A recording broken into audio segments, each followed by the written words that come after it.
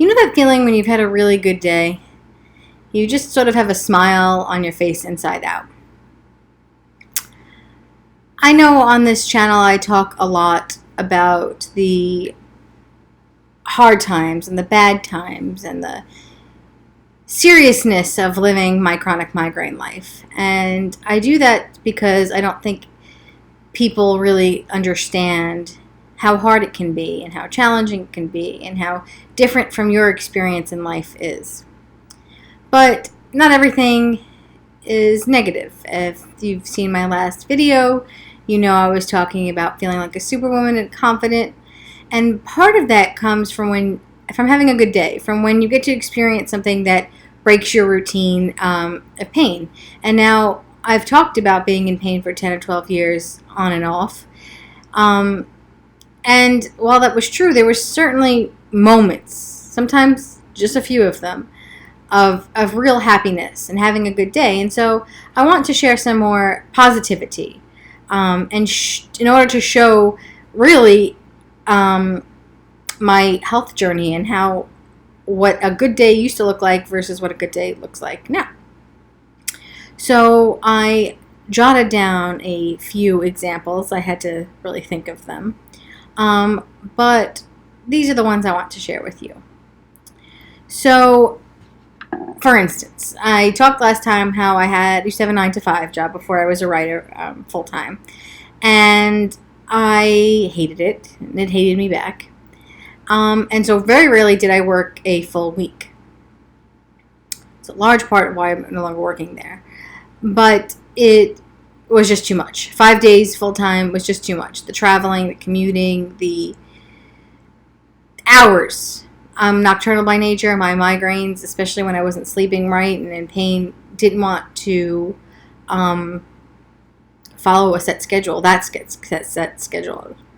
I think it's part of why freelance writing works for me, besides the fact that I love it, is that I can do what I want. I can do what my head needs. And I know that's a part of why my head is behaving itself lately. It's a very small part of it. But still, it matters. When I can rest when I need to and sleep when I need to. And even though I try to stay on a really strict schedule, I have some flexibility. But, for instance, in 2012, it stands out in my mind because it was one of those rare weeks I worked a full week. And I know that because on that Friday, it was the summer of 2012, I had plans to meet some friends to have dinner at the Palm restaurant for Summer Restaurant Week. And I remember just feeling so happy that I made it through a whole week. I almost couldn't believe it. Still sort of can't believe it. And it was as if this was my reward. Even though I already had the reservation and everything planned, this was my reward for completing a whole week. And that feeling, I knew it was a good day. It had been a good week. Even though, side note, Palm Restaurant is not my favorite place to get steak in New York City or anywhere else. But that's an issue for you to read on my blog, not for our discussion here. But it was a good week. Another thing in 2012, that was the spring of 2012, I was able to read the New York Times. I had first saw my doctor at Montefiore Medical Center at the time. I went to their headache clinic for the first time in 2011, met the doctor that changed my life, and ultimately saved it. And at that time, I couldn't read. I had just started my blog earlier that year in 2011, and at that point was writing sporadically and very rarely able to post. So reading and writing, the two things I loved most, were taken from me as a result of my chronic migraine illness. And I think reading the New York Times on a daily basis, and I like the paper in my hand, even though it's gigantic and annoying to read and turns your fingers black, that's what I loved. And it was taken from me. And that was like a final piece of dignity I didn't want to give up. I had to because I couldn't bear to read. But it was too much. But very, very clearly, sometime that March or April 2012, being able to start the newspaper subscription again. And remember reporting it to my doctor and the joy that I felt in that moment of like, yes, I'm taking a piece of myself back. Fuck you, chronic migraines. 2013. My brother and I both have birthdays in December. We went out to, our birthdays are both the week before Christmas. And if any of my December babies out there know, it's very hard to get a birthday celebration going when it's the most popular time of year and everybody's got a work Christmas thing or family thing or whatever. We were celebrating his birthday early that year. And I went out to a bar and everything. At that time, I wasn't drinking. I didn't drink for probably about 3 or 4 years, maybe 5. I don't really quite remember. Because of the medication I was taking, one of them was Ambien, other was my preventative medications. We weren't allowed to drink on that. I want to pull Whitney Houston on us. Might have been in bad taste, sorry, but a little funny.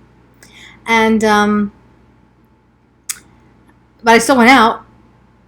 Wasn't that much fun. I remember the bar we went to, I can't think of what the hell it was called, but they had like a snack section, and I remember eating like fries because everybody else was drunk and I couldn't drink, so I ate. And I didn't even probably dance, but I hung out till the wee hours, which was a big deal for me then. It would be a big deal for me now, but that's because I'm old. And then very next morning, I had plans to meet my cousin in the city again. This was both events in the city at the Intrepid. I hadn't been there in a long time, and I wanted to go back. And I didn't want to break plans, so I went. So that meant going to bed late, getting up super early. Now, even though I wasn't hungover, it still was a process for me. The drugs, the whole bit. Spent the whole day out with her. Came home, nearly collapsed. It was the first time I did something Saturday and Sunday. I assume I went to work on Monday, but one never knows. And that was a big deal. That same year, 2013, I turned 30. And I threw myself a very nice French dinner party, and we went out with some friends to a bar afterwards. Now, again, still not drinking, but I had a good time. I was just out and happy to be out. Some very nice, very, very, very drunk man from, I have no idea where everybody had an accent. I want to say Australian, but I'm making that part up. I could barely understand him between the accent and the drunkenness. Was dying to buy me drink because he knew it was my birthday and the whole bit. And while that was nice of him, I didn't want to have to explain my life story to some stranger in a bar who was drunk and wouldn't understand anyway. So I tried to think on the spot of what I was going to tell him why I couldn't drink the drink he bought. I ended up giving it to a friend, but I was going to say pregnant, and I was like, no, that's probably in bad taste. So I told him I was in AA. And he was like cheering me on, good for you. The irony of this person thinking I'm in AA, but at a bar, and he's drunk congratulating my sobriety was really funny. And still a cherished memory of this time. He also, spoiler, it's going to be a dirty joke, but it was really funny. I like sharing it. He asked how old I was, and I asked how old I looked at the time. And he said 24. And I said, well, actually, I turned 30 today. So then he turned and said to me, well, you may be 30, but your tits look 24. Now, just to be clear, they weren't showing, but again, drunk and full. But it made me laugh, and that still amuses me to this day. Fast forwarding a little bit, 2015, I had my first glass of red wine at Rossetti in New York City. I was at dinner reviewing. They had requested a review of for me for my blog. It's an Italian place, good food. I had a good time there. And I remember the glass of red wine being incredibly delicious. And red wine normally has a lot of tannins in it.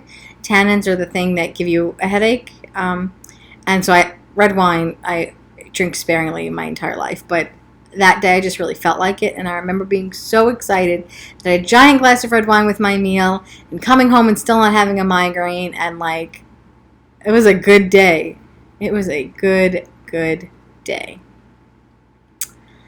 The other thing is that when I talked about my first migraine that wouldn't break, I know it was Halloween 2009, 2010, but that's when I was really sick. I want to talk about Halloween again because I remembered that In 2008, I went with my god sister and her very newborn sister at that time, trick-or-treating briefly in 2008. And I might have talked about this very briefly at some other point. And I had a migraine that day, a regular migraine. It wasn't chronic at that point, but a migraine nonetheless. And I had talked about how I went trick-or-treating with them, even though it was like only 2 blocks, because my god sister was like 2 at that time and wasn't going very far. And I had my iced coffee with me and my camera at that time, and trying to enjoy it, but I didn't feel good. And I came home and collapsed on the couch for an endless amount of hours. Was supposed to go out that night, couldn't. And then I flashed forward in my mind to 2015 when I did go trick-or-treating with my friend and her kids.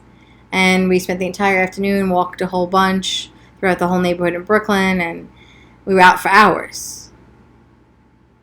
And I had already gone out to lunch with somebody else that morning, and so it was a really full day. And so, like, just the side-by-side comparison in my mind of those 2 very, very different Halloweens is like, wow, sure, they're 7 years apart. But it was the first time I was celebrating Halloween again, and like, wow. Okay. Right? There are a lot of times, now I'm working on a cookbook, and I cook dinner fairly often. If you follow me on Instagram, hashtag Dinner a la Donna, at The Queen Blogger, you can see all of my meals. And now it's something that I do on the regular, but cooking for me was a special occasion. I always liked cooking around the holidays. I grew up with people that always wanted to cook and make things special on a holiday, and I always wanted to have my own traditions and my own things that I did. I've cooked parts of Thanksgiving dinner, if not the whole thing, many, many years. And 90% of the time I did it with a migraine. I was coming back from work or going to work or whatever the hell. And I always had to work the day after Thanksgiving and whatever. And I used to count it as a good day if I could, even with a migraine, prepare something. But now, I know in 2016 on my blog, I wrote about it around Christmas time, that I cooked dinner, my entire Christmas Day dinner, and I didn't have a headache. And to be able to do what you love and nourish the people around you and feel well, let alone how I ever did it with a migraine, is beside the point, but I told you I'm tough. It's just impressive to me. And so that was a good day. The first time I got to travel, 2013, I think, is the year that I never traveled anywhere. And for me, that was detrimental. I mean, not even nearby Philadelphia or Connecticut for a day, anything, any kind of trip. Was another part, it's another piece of your soul that you're always losing. Even though I live in Brooklyn, I go to Manhattan fairly often to see a show, see something. And I talked to him about my 2011 experience visiting Annie Leibovitz and how sick I was. And I just wanted to go. And now, as I say, I don't take things for granted, but now I can just go and be. Good days. Finding the good in a bad experience is also important. And so while I always remember the pain associated with an activity, while I loved the activity, I hated how I felt, and it might have ruined my experience for me, and I'm always worried it's going to ruin the experience of the person that I'm with, because I don't ever want to do that, but it happens. I've always managed to still see the good on a vacation, on a whatever, outing. But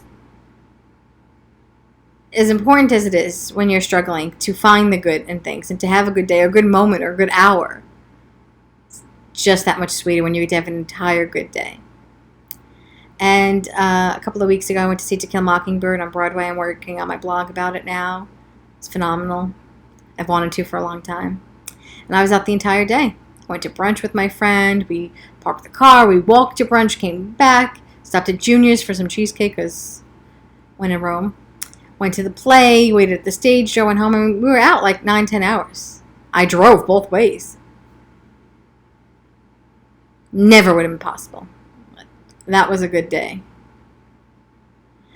I always like to be really present in my activities, and I think that's why when I was so sick and still forced myself to do things that I would love or couldn't replicate the experience, I had to go that day because it was the only day I had tickets to the show or whatever the reason was, is that part of me wasn't really present. Between the medication and the pain, I was slightly removed from it. And I talked a couple episodes about feeling like you're in your skin and that glove so tight on your hand. And that's what I hate, not being fully present.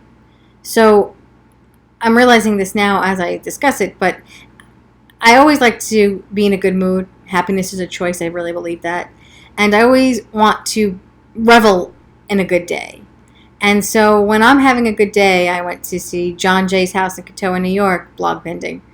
I had a great day. And I find myself even sometimes saying it out loud to people around me, but really to myself, is that today was a good day. I had a great time. Can't believe I got to do this. Small things, but things that are important to me, things that matter to me. And to feel good doing it and getting to do it, nothing better. Today was a really busy day for me. I've been up quite a few hours getting my errands done. I have a long day of writing, and I'm going to hit the gym and do a bunch of stuff, but it's going to be a good day. You know, actually, when I woke up this morning, I was sort of dreading all the things I had to do today. And thinking back on the days where the thought of having to even lift my head off the pillow felt like it took a village. Nikki Bella, a former wrestler, wrote on Instagram of the day and said something like, instead of saying I have to, say I get to. And that kind of stuck with me. And so I think I'm going to start thinking that way too. Like, instead of all of the things I have to do today, these are all the things I get to do today. Because today's a good day. Today I don't have a migraine. I'm not in pain. Everyone I love is safe and healthy. And these are the things I get to do. I am not trapped in a situation I can't get out of. These are things I ultimately like to do and want to do. I just don't feel like doing them, and I need to get them done today. But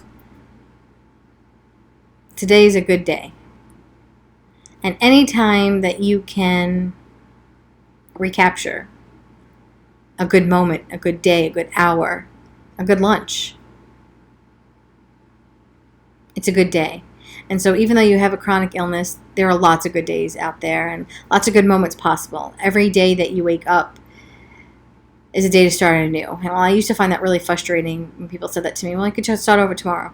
I felt like I started over so many times, just trying to get to work, trying to get to whatever, and I never got there. So it's like Groundhog Day. You keep going through it over and over and over again. But there will be good moments. You have to hold on to them tightly, cherish them. I hope that more come. Do what you can to make them come, and do the best that you can. And so even when you're in pain and you're not having a good day, maybe getting through it is just enough. But there will be moments. There'll be flashes of what's to come. So I hope everybody out there is having a good day today. And if you're spending it with me, odds are it is. Until next time.